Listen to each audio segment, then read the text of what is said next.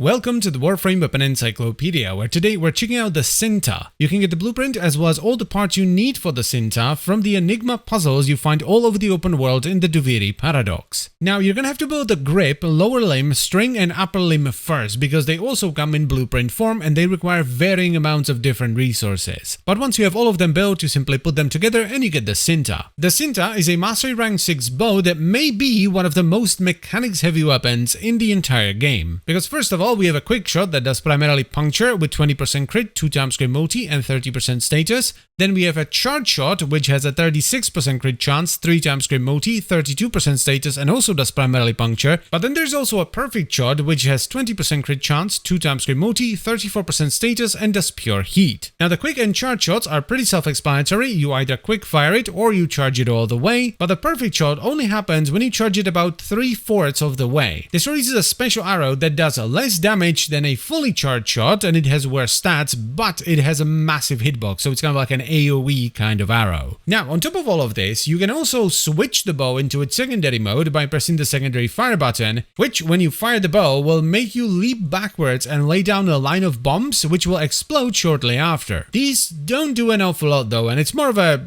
disengagement mechanic than anything else. And other than that, the Cinta comes with 2 meters of innate punch through, which is always nice, though the charge rate on it is very low, so you're gonna need some fire rate. Now for the build, I really like a Vital and Hunter Munitions hybrid with split flights and Vigilante Fervor. This works really well with the perfect shot because you get a bunch of overlap from the arrows.